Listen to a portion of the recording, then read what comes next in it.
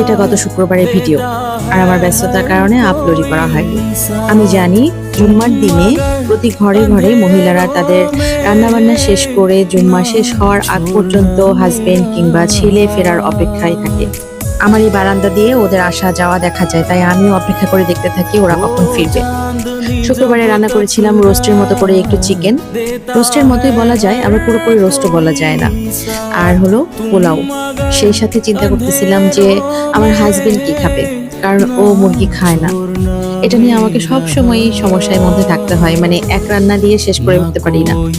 তারপর মনে মনে বলি আজকে কিছুই রান্না করব না, এক রান্না দিয়ে খেয়ে নিতে হবে।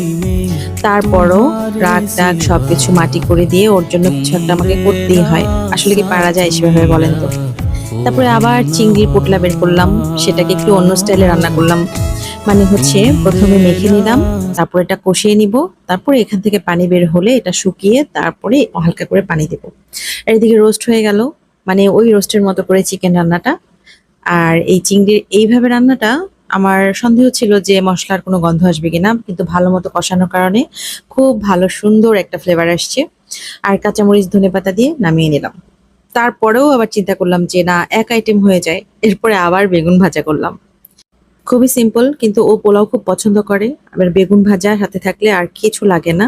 তারপর চিংড়ি আছে বলে আমি আর টেনশন করলাম না। এই তো আমরা মেয়েরা এমনই, বাইরে যত কিছুই করি না কেন সংসারটাকে খুব ভালোবাসি। আজকের মতো গল্প এই পর্যন্তই, আবার গল্প হবে ইনশাল্লাহ। আল্লাহ হাফেজ।